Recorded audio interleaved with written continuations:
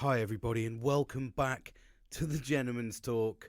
Your host James Dean Littlejohn is here to talk about mental health, men's mental health, which does fall into a lot of character. I do talk about men's mental health predominantly because I am a man, so I talk about my experiences. That's what this is about: living, learning, understanding ourselves.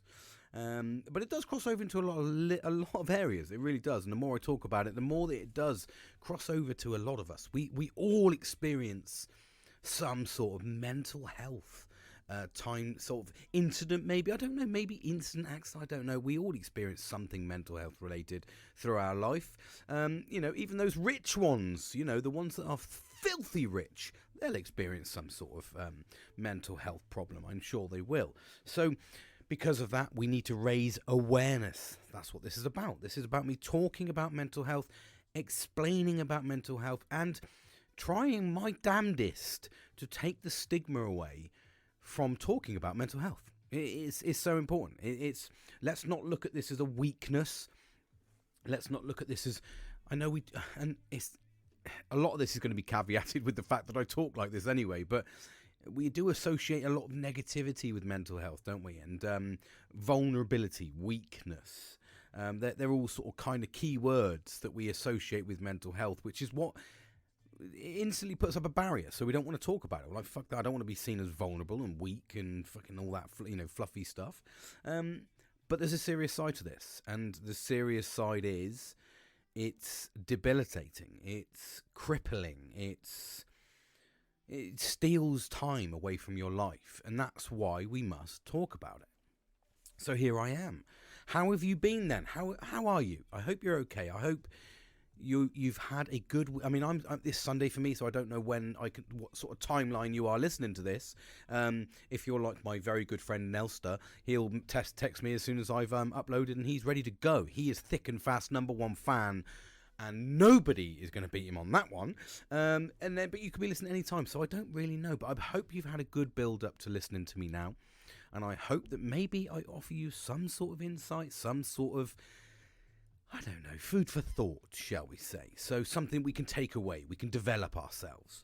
Even me, look, I managed to say develop myself without saying better myself. That's because we're talking about it. I'm changing my own mindset. I'm not going to the point where I'm trying to take out words from old books.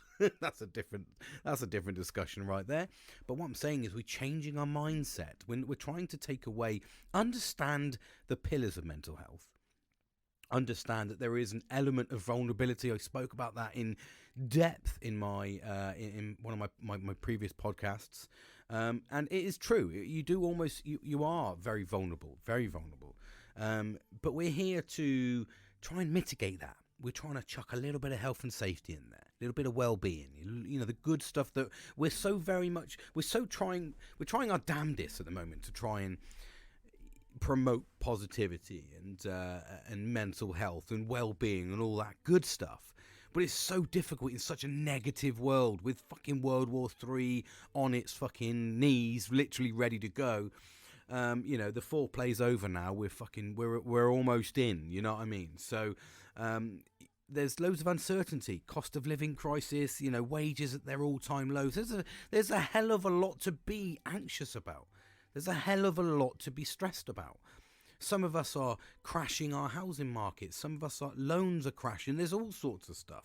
And if you're battling mental health as well, Christ alive, it's a whirlwind. It's a minefield. It's minefield. I was going to say minefield. It could be a minefield, actually. Minefield. That's how we're going to change it. It's a minefield, but we're going to add a D on it because it's our mind. And it is a minefield. It really is. We don't know whether we're coming or going. And it's really, really important. So what I wanted to talk about, apart from my reflection bit, the bit that I like to do, I like to talk about my bullshit fucking life, as I say. I like to talk about it and how I deal with things. I've had a relatively up and down week, to be honest with you. Like I said, my last podcast been really positive, and do you know what? I've got some really supportive friends, and I think that they've all kind of left a little bit of a mark when I said to them, I often say, afterwards, can you leave some feedback and likes and comments, because this is a really important part for me. So I do like to try and spread the word. I like to try and help people, and they started doing that. So, and that's really, really amazing. It does make me feel really good. So I just want to say thank you. And it didn't go unnoticed. I wanted to talk about it very much on my podcast because they listen. Clearly they listen because, people are liking, commenting, sharing, talking about, and my friends have always done that. They're really, really supportive in that sense. And that's what we nurture. We nurture the right people that want to see you succeed. So I've had that. They left a couple of comments that sort of chirped me up a little bit this week. And then, work was a bit sort of mundane, as they say, this week for me. It was okay. But then I found out my colleague, a very good friend of mine, I've spoke about him on previous podcasts, he's up and leaving. It's so I did feel, it did affect me because, like I said, for me, I've always looked at work as my extension of family. I spend more time with people in work than I do with my own family. So it's really important that I gel and I bond with those people. And, I've been very, very fortunate in my employments. Not all employments, but I mean, when I worked with my best mate for years, that was an incredible time for me. And then when you move away from that sort of kind of, that nice environment where you get to work with your best mate every fucking day, and you move away for, as you all know, I lived away for 7 years. And then when I sort of came back and tried to rebuild my mental health, it was a difficult time for me. I took on a massive jump. And I think that's a lot of the times, and even now, when I'm talking about this right now, it's reflecting in my head because I've never reflected on this. And I did. I left a very, very, a work that I absolutely loved. I mean, I genuinely loved my job.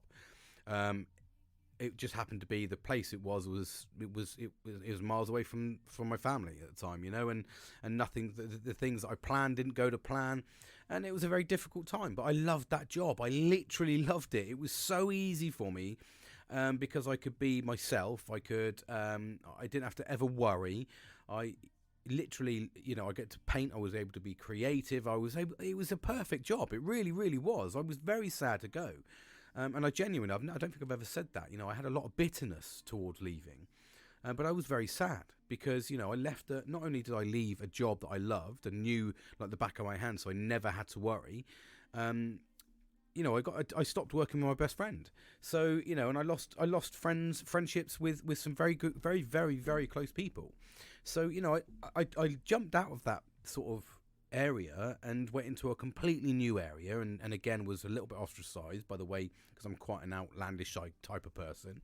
And then I got to meet this guy, and like I said, I'm not, not in a negative sense, but it was kind of personalities as well, very much sort of kind of aligned in that sort of kind of good positive way, and it made work bearable, and it's very much, that's what it is. You try to make work as bearable as possible. But anyway, before I digress into something it shouldn't be, and it's not. It was very nice for him to see. He's gone off, he's done his bit, he's done his jazz, and he's got promoted. So fantastic work. It's just obviously for me, that's like a bit of a kick because you're like, fuck. I kind of enjoyed working and all that sort of stuff, and then you kind of go, right, okay, we've got to do a bit of a look into that ourselves and see if we can find a way of just making it better. It's one of those things. When you have a good team that succeeds, it's you lose one of those chinks in the chain, you become a weak link. Do you know what I mean? So it's very important that we try and nurture that. And I'm very much like, I have the similar mindset to my home life and my friendships as what I do in work. I like to build relationships, build friendships, and then make things work, because it makes everything bearable. Everything in life can be difficult, can really kick you in the fucking dick sometimes. And, sometimes you don't even realise. You could be half asleep and someone's jamming a fucking dildo up your bum and you don't even realise, unlubricated. And then you're like, wow, I didn't expect that fucker. Do you see what I mean? So it's kind of, for me, life is made bearable by having the right people around you. And I've said this all along, nurturing the right people, making sure you've got the people that want to support you, making sure the people that are around you want to see you succeed. And that's very much where I sort of reflected back and went, well, I want you to succeed, mate, so fucking go forth. In actual fact, I did find out it was, it was a well-earned promotion. And for him, he's looking at getting on the housing ladder, young family, etc., etc. So it was the perfect thing for him. And absolutely don't hold him back, and I wouldn't expect people. I've been held back, so I absolutely know what that feels like. But yeah, so I had a bit of a roller coaster of a week, and then kind of my week completed in a bit of a funny way, really, actually. So, and this was it was a big positive, but also an emotional experience. Not so much indirectly for me, but my brother. So basically, I went to help my brother on Friday, and he was moving house. He was renting a house for like 8 years, and then the landlord decided to sell his house. So, literally gave him his 4 weeks notice, and fucking off he popped. So it's a bit of an upheaval, and it's a very traumatic time for most people. But he did an absolutely phenomenal job. Anyway, long story short was he's found a bigger place, a better place, something more homely, just around the corner. He's been doing a lot of work, burning the candle at both ends, because he's been working, raising his fucking family, and doing this move. He's done absolutely phenomenal and commendable work, and it just goes to show the resilience and strength. But the chink in the armour, which I felt very, very. I'm going to talk about it because I think it's worth talking about, because it's a very beautiful experience. But so me and my dad went up on the Friday, just us, to go and help my brother move the final big bits, and he came around the corner. We had a little fucking wave as we were driving up to his house, and then I jumped out the car and he walked towards me, and he was fucking crying because he was happy. He just like, I know I've got two people I can rely on. My brother and my fucking dad are here. And then my dad started fucking crying just because he fucking does. He's fucking almost 70, and he fucking, I mean, unbelievable. I'm stood there like, I genuinely, I have no emotion, boys. I'm sorry. I literally have nothing. I have nothing I can do here. Please, man up, is what I said. I was like, please, man up. And it goes completely against the grain in terms of what I believe in. But anyway, I can reflect, and I've reflected since. So that evening, Friday evening, just to give a little context, I reflected, and do you know what I mean? I didn't get upset, but I felt really, really empowered by the fact that I was part of that experience. He felt so comfortable to relax, as a man, a full-grown man, and just let his emotions out and go. It was almost like a thank you. I know we're going to get shit done. There's going to be banter flying everywhere because my fucking bro's here and my dad's fucking here. So, and it was absolutely phenomenal. So yeah, really good fucking experience. And it was kind of like, and when I reflected on that in the evening, it was a nice experience because I felt really sort of empowered to be part of that emotion. Although I didn't get upset, I know I didn't get upset. It's because of my antidepressants. Yeah, I'm literally emotionless, dead inside, because that's the only way I can survive. Because, I'm an emotional person as at the best of times, and I know that sounds counterintuitive, but what I mean is, without the antidepressants, it's literally fucking, it's lose control, and I haven't quite got the grasp of my my anger issues enough to come off antidepressants, because that's where I go, So it's one of those things. I know I'm understanding my body, and that's the main thing. So I came back. We did the removing all day. Fucking banter was absolutely fucking flowing. It was hilarious. I lifted way too many stupid things. The bravado, the big brother tried to do as best as he can. Notice my dad's almost 70. My brother's already done like 16 runs before us. So I did my bit, and I'm paying the price now. But all of that was a wonderful experience. And I've had quite a few of those wonderful experiences. And this is really a way of me sort of reflecting, but diving into a little bit of the topic. And that's hard fucking work pays off. That's what I call it. I didn't call it fucking because I'm not, but I like swearing. Hard work pays off. That's what I've called this. Now, there's a lot of you listening that'll go, of course hard work pays off. Yes, James. Okay, mate, I know, yeah. If you fucking know it, then do it. And this is the bit I want to underpin. This is the bit I want to really fucking bolster up. I want to fucking pound the drum. This is the bit. Hard work does pay off, and it's okay saying hard work pays off. It's okay saying fucking mental health is a vulnerability. It's okay saying this, and this. We can all say the things, but what we need to do is underpin it with evidence. When you underpin things with evidence and you give it a bit of passion, a bit of love, hopefully you actually look at it from the context it is. Now, what do I mean by hard work pays off? Well, hard work pays off. Here I am, an example of a hard work pays off. I'm trying to cut down on my diet, and I'm actually drinking a cup of tea, not a fucking glass of gin. That's hard work pays off in my eyes. As I slurp my gin. No, what I mean by this is, it's really difficult to sort of talk about evidence of hard work paying off without sounding like you're a little bit of an arrogant prick. Can I please start by saying, whenever I say this is not me being big-headed by any stretch of the imagination. What this is showing you is things can pay off. Now, I think the way that we sort of, the way everything seems to be changing a little bit of a dynamic in the way that I parent, the way that I look at life. The things that happened to me, like I said, I saw my colleague, rightly so, get promoted. Well, I looked at that and went, okay, well, he's on his own fucking path. I wasn't part of the final path. Do you remember when I talk about people dip in, dip out of your life? They can come in, offer you a really good experience and disappear. There's no harm in that. And that's very much what you have to remember. Don't take offense to him because he's moved on. Carry on your path. And all that does really is enlighten me a little bit just by going, okay, then I could have quite happily got comfortable. Well, the fact of the matter is I don't want to get comfortable. I want to get into a place where I want to enjoy work again. So whatever that means, when I can wake up every morning and go, I fucking love this job, and I'm paid accordingly for my experience and knowledge, I'll be a happy fucking man. Absolutely. But what I mean by hard work pays off, rightly so, it's everything that you do. So I started the Etsy store, 2 months ago? Okay, means nothing, but I started that on a Google fucking search on how to make fucking money. I'd seen a TikTok and it was like you can make passive money through drawing designs, which I can do, drawing designs, uploading them to Printify, etc. You can find this out pretty fucking simple. Linking it to your Etsy, people buy through and it prints. You just have to be the middleman really, just to make sure that everything goes off tickety boo. And it was one of those ones where I didn't really invest a great deal.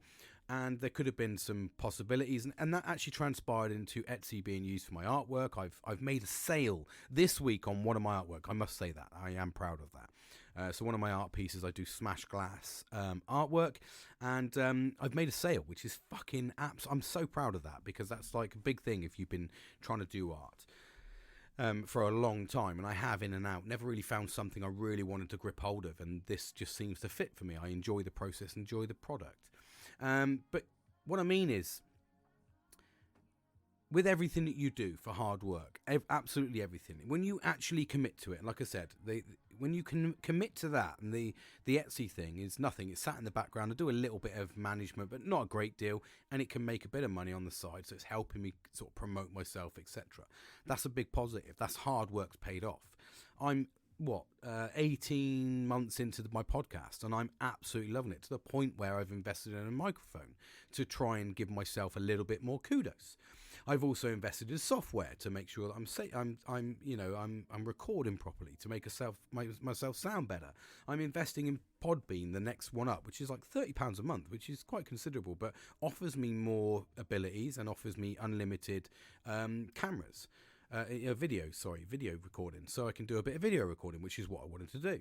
So there's loads of things that come to fruition when you apply yourself properly and give yourself the right time, the right commitment. And anybody that will say to you is, over my previous years, I'm a little bit fucking crazy. I've tried a dog walking business, and I went out and walked fucking dogs for like a week, and I was like, yeah, okay, that's pretty good. I made like 60 quid, whatever it was. I never stuck to it because the pandemic hit, and then I just never, but I've had all these fucking crazy ideas about doing such and such, but for the first time I found, and this is the rewarding bit, is I found something that I enjoy. Like, I love this podcast.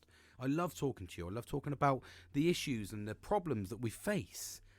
And it's really important to talk about it so we understand the stigma. And hard work really does pay off.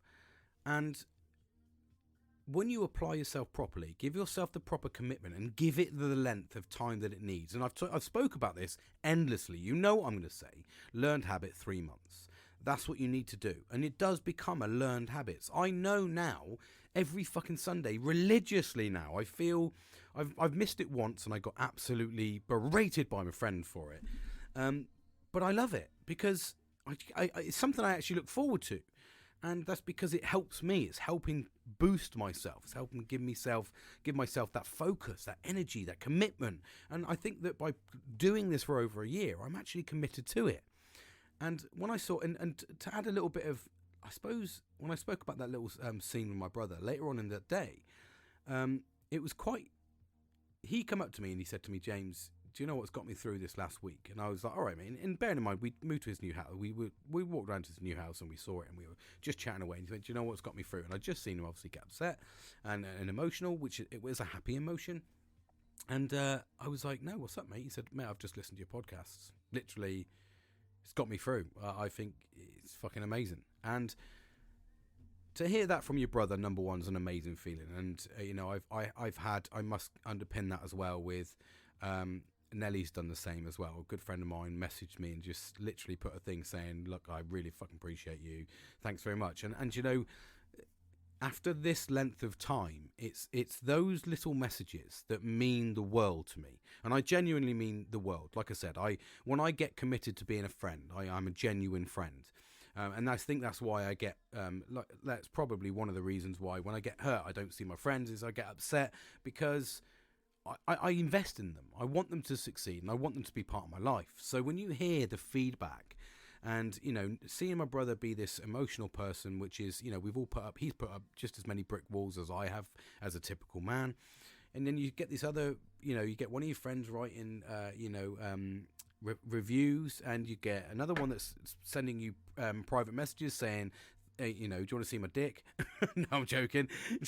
You're doing an amazing job. I absolutely fucking love it. Keep it up. That's the bit that gives me the energy to succeed. And that's the important bit. That's the bit that we always forget. We always forget to thank people. We always forget to say our emotions. So that's I think the most important bit that I like to see what happened at the weekend with my brother was he showed his true self. We all put on these masks. We all put on these false masks to everybody. But when you're your true self, when you're truly emotional, it's almost like nothing matters. And you could see that when he came round the corner and he looked at me and I saw the tears in his eyes and he was openly saying, I'm fucking crying, because it was unexpected for him. He didn't expect it. And that was just the raw emotion of the situation, because he knew he had support. He knew he had a good day ahead of him. He knew shit was going to get done and he was going to have a good time doing it. And that is so important. We can all muddle through life. And, you know, I've reflected. I played golf this morning with my best mate Kieran. We did it this morning. Absolute fucking legend. He's great on the golf course. I'm really trying to big him up, but fuck me, he couldn't hit a fucking ball to save his life today. But it was absolutely fucking amazing. But we were talking on the way around, and we were actually highlighting these little things that, like at the moment, since the pandemic, I have actually shut myself away more than I've even realised. And for the first year I was at work, I didn't really feel much. The second year, I kind of I took on a new role. There was hardly anyone about. I didn't really see many people because a lot of people working from home. And then I moved to this new role and I've done nothing but work from home. And I was saying to Kim, I was like, mate, I genuinely get fucking anxious. Like if I go to a party, I spoke this before, I get like really overwhelmed. And it's like, this is what we're trying to move past. We're trying to sort of get a better understanding of ourselves. We're developing ourselves so that we can be able to do the things that we used to do. It's so easy just to sit at home, isn't it? So easy to sit at home. Do fuck all, shut yourself away from the world. And then when you come out, you're like, oh, fuck me. Wow, what year is it? You know, it's almost like that. And when you have the right people around you that invite you, help you, support you, make you feel good, give you the feedback you need. Because we're humans. There's no point. If you went into work every single fucking day and you were early every single day and you fucking worked your hardest every single day and you were the last one to leave and everything was pristine and done and up to date and you never got a thank you, what would that feel like? And I know what that fucking feels like. I did it for fucking 11 years. And it's a horrible feeling. I actively go out to say thank you. I went to a site visit last week, just a day seeing the site visit, going to do an asbestos review. I won't bore you into the details of it because fucking hell, that's a dry subject at the best of times. And if it doesn't kill you just fucking learning about it, it's definitely going to kill you in 30 years because it's asbestosis. Just a little nugget for you. But yeah, I went to this site visit and they did a really good job. And when I said thank you to the manager there, I was like, thanks very much. You've hosted me well. We had a really good day. You know, I can see some real positive stuff here. She had a real smile on her face, as if she'd never been thanked before. I was like, no, thanks very much. I really appreciate it. Went back and I instantly wrote them a thank you award through the company just for doing a good fucking job. And now I know people are saying, I mean, we're talking a meal voucher, okay? So I think it's a £25 meal voucher. Now, that doesn't sound like a lot to some people. Some people, it sounds like the fucking world. They're the type of people where it sounds like the world. They're not on great deals of wages. They do a fucking sterling job. They're facilities managers. They're constantly being berated. To be able to go out and have a meal with their partner, loved ones, whoever, and enjoy themselves, it's just an easy way to say thank you for doing a good fucking job, and I really fucking appreciate it. That's the important bit. And I make sure I do that. I make sure I thank everybody that helps me, everybody that does the good job working around. I thrive on it. I thrive because if people around me are happy, I'm happy. If people around me are sad, I fucking instantly feed off of that. And I feed off their sadness, which is why I go outright. I've been given a bit of a commission job, a bit of a cheeky job, I think, actually. So I was overseeing my mum, actually, today. I hadn't seen them for a while, the old parents. And went across there, had a bit of a chat. And I'll talk about stigma, actually. And this is a generational thing. But it's not negative, but it's just a bit of a generational thing. And I went across there and we were just sort of kind of chatting away a little bit, and we were talking about mental health. Actually, I'll tell you the stigma bit first, yeah. So we were talking about mental health, and it was really interesting that, you know, they're in their 70s, 60s and 70s, so they're the generation above me. And when we were talking about mental health and we were talking about autism and the spectrum and all that sort of stuff, it was very much like, it's not saying it in a negative way, it's just a generational thing, and I have to caveat that with. But it was very much like, ADHD, is it a real thing or is it just lack of discipline? And I used to think that, believe it or not. I did until I fucking found out it's me that was the one that was getting constantly disciplined, but I didn't need to be disciplined. It was a mental health thing. And it's intriguing how I've learned a wealth of knowledge about mental health. I've had to understand myself, my daughters, and social media and fucking all that sort of jazz. And it's interesting how you can go and get diagnosed by a psychiatrist, and you know, you still have those vastly outdated opinions, and I don't hold it against my mum and dad at all. I really don't. It's the way you're raised. They were raised in a completely different era. You know, we're talking 50s, so they've gone through the era of sex, drugs, rock and roll and all the jazz. And you were told, you know, my dad was very much, he was in the army, so he was in the army in the 80s. So for him, he's, you know, been punished as a young soldier in the days where you get away with fucking punishment. So he's been dragged up, if you like, through, you know, he was born in Arbroath, so, you know, he's been dragged up through Arbroath. All these things, you know, so you can't help but go, you know, today's standard from their generation. And this isn't saying, you know, it's acceptable, but I do accept it, because I just think that they've been through harder times than me. You know, their parents have been through the fucking wars, literally World War I and II. You know, his dad was doing stuff in World War II while he was a fucking child. They went through really fucking hard times in the 60s, 70s and 80s. You know, punishment, you know, dad's from the era where you took a cane and you were fucking whacked at school by cane or steel ruler across the fucking knuckles. So when you're raised like that, it's very hard to look at my generation, and I think my generation is where it's really started to try and look at mental health, because there's a lot of people in our generation where we're massively suffering. I'm not saying just our generation; there is a multitude of generations, and then you've got the next generation, my daughter's generation, if you like, and there's ones in between, but they're getting a real good grip of it, and all you're seeing is, you know, 50 years is a long time to be raised in completely different ways. So I don't hold it against them at all, because they're very much of the ilk of just fucking get on with it, mate. And I think that's that very tough generation. You couldn't do that nowadays. I think that you know, it's one of those things that it's a tough way to raise somebody anyway. But they were raised through a lot of hardship. But it was interesting. I still sat there and went, and you've got to look at my perspective. I'm obviously my mum's son. And, when I hear those comments, I kind of go, okay, well, you clearly haven't been listening to me. You don't really, obviously there's no belief in me in that sort of sense.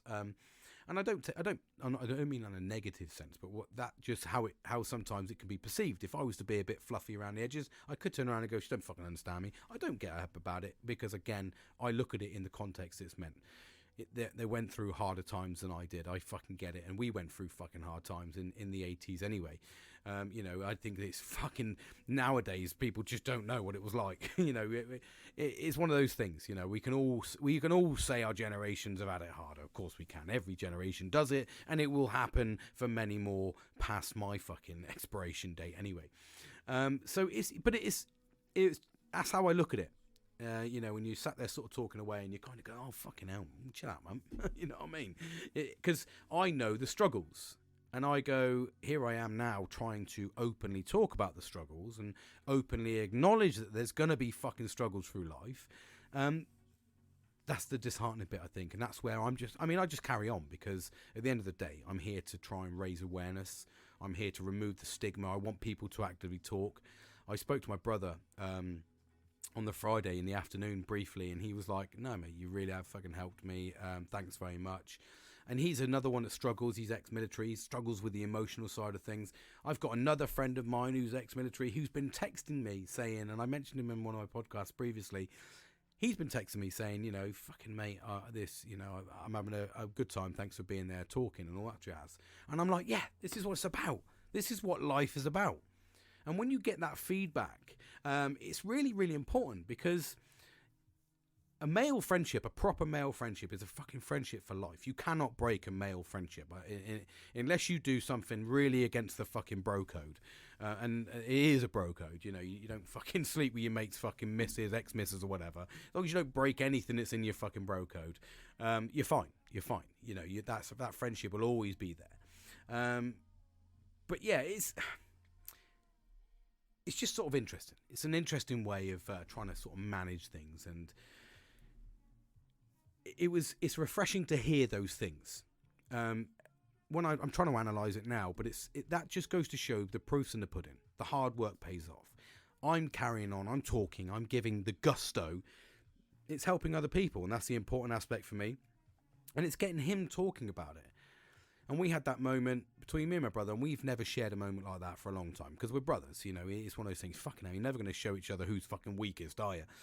But it was nice to see that. It's nice to see that vulnerability. And I spoke about the vulnerability. He was vulnerable, and he's opened himself and it's gone, mate, I'm fucking so happy you're here. Like I said, we had a great fucking day. But hard work, it pays off. It really, really does. And with everything you do, it takes commitment. It really does. And you can slip and slide around a little bit, absolutely. There'll be times where you want to give commitment. There'll be times when you don't want to give commitment. But acknowledge those times, but don't sit and dwell on them. Get up, get back at it. Do what you need to do to get back at that enjoyment in life. I actually listened to, I can't remember his name. He's a famous guy, I can't remember.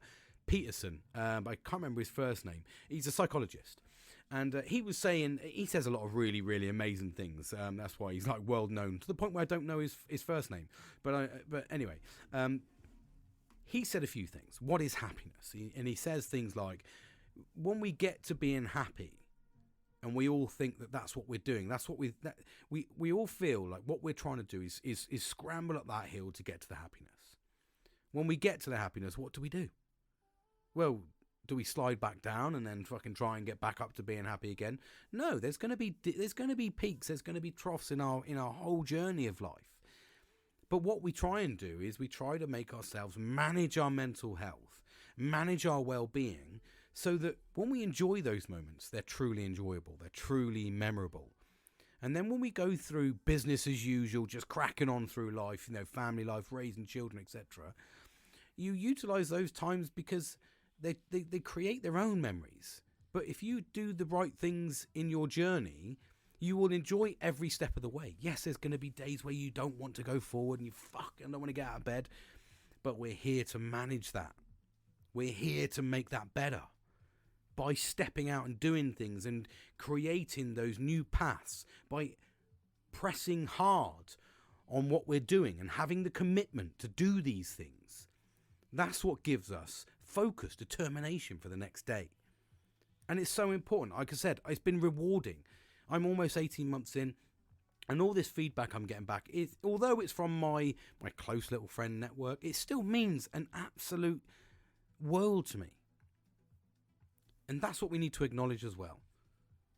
If somebody's succeeding, acknowledge their success. Say to them, I wish you all the best. Thank you very much. Create relationships that will go on lasting, because if you look after somebody, they will take you with you. I've always said that, haven't I? So that's an important little message today on my Reflection Sunday. Like I said, I love this. I absolutely love it. And I really appreciate you listening. Like I said, I'm trying to invest in a few things. Like I said, the hard work's paying off. I'm selling a few bits and bobs, which is helping me look at, like I said, trying to get myself out of those ruts that have been created by mental health. Trying to just enjoy life.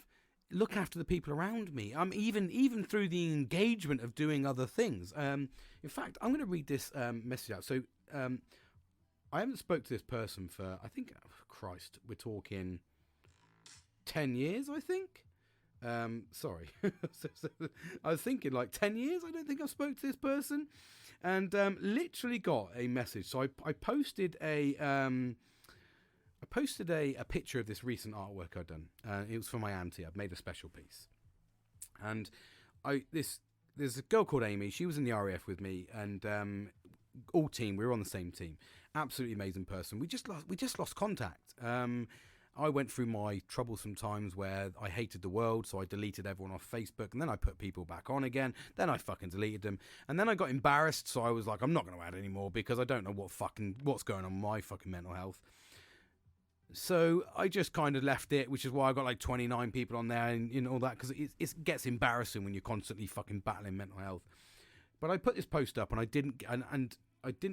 This is obviously not pre-planned. I haven't spoken to this person for best part of 10 years.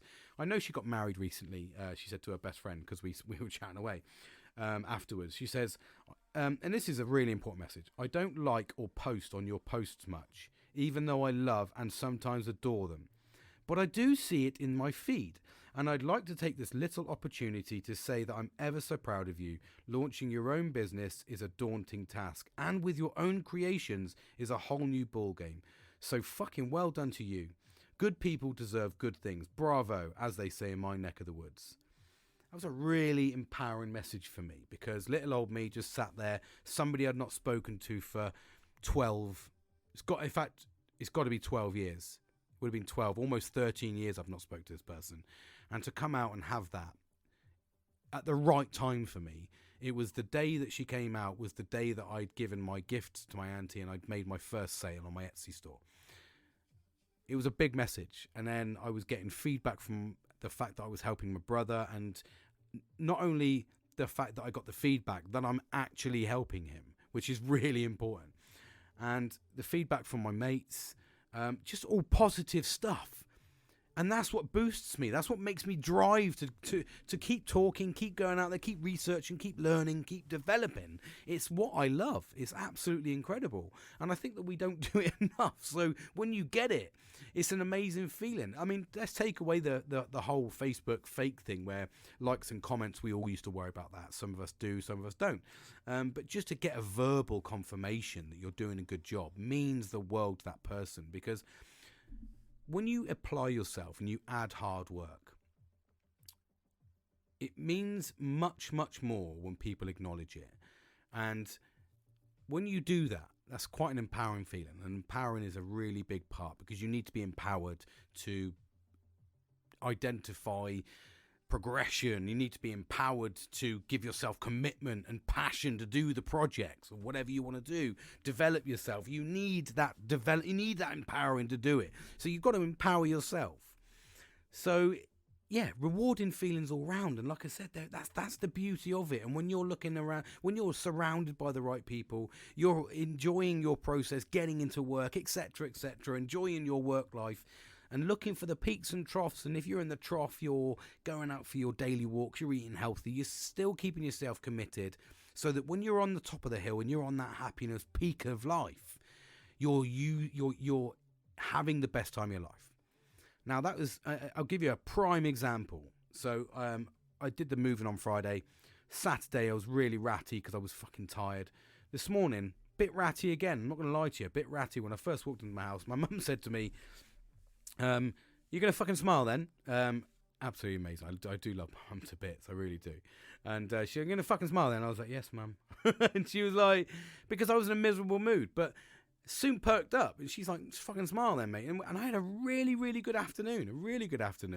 And that's it. And that was being in good company. I had a couple of beers with my dad, really enjoyable. So overall, when you look at the success of being having the positive right people around you, it really does make you feel good. I've had a really good day today. I've had a really good day yesterday, really good day Friday. And, you know, your roller coasters, but even in the peak or the trough of losing a good colleague of mine, I've got the resilience to go and the empowerment and the development to go, no, he's off. He's doing the right thing. Success. Go for it, mate. Fucking good luck. And then pick myself up and go, boom, I'm just going to do this and this and this. You know, it's one of those things. When you put commitment and hard work in, I naturally have the ability now to look at these troughs as wins. Doesn't matter. I might be a little bit low today, but it's just a little bit low because when I'm going to carry on doing what I'm doing. So when I'm on the high, I'm fucking loving it. I'm loving life. And then that just develops and snowballs and it gives you more commitment. That's what it's about. That's the journey, if you like. So, yeah, commitment, hard work. Please, please, please get stuck in. And it's really important. And this is why I talk about... The reason I talk about these little tiny reasons, and the reasons like the thing with my brother and the thing with a couple of my good friends, the reason I talk about those is because it's really important to acknowledge how good it feels to have a support network, how good it feels to be empowered to be yourself and take those masks off and actually reveal your beautiful inner self, outer self, skin, porcelain skin you'll have from wearing these masks all day. Because we all do. We all put masks on. How many fucking times you get up in the morning and you press the snooze button, then you open the top drawer and you pull out your fucking mask. Not talking about your fucking S&M mask, you fruity bastard. What I'm talking, but we do. We put our masks on, or we go into the shower, we get ourselves ready, and the last thing we do before we walk out the house is we put our smile on. Then when we, you know, if you're angry, you put your angry mask on. All these things, they're all masks.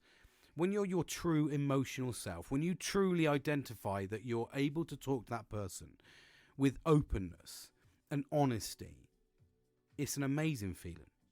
And if you can nurture that with the right people, we will all have a good time. We will all look after each other. And it's a very selfish world out there at the moment. So these are key points.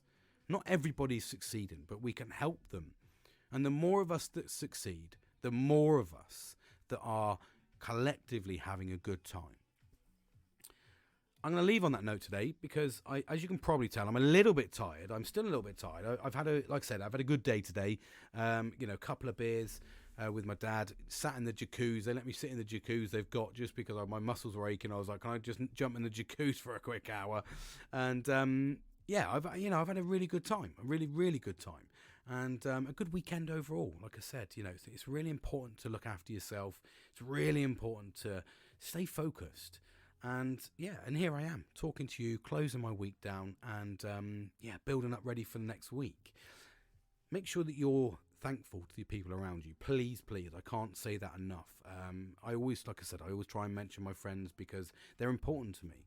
The more you mention them, the more that you're on their mind, the more that you're staying in focus and they're helping and supporting.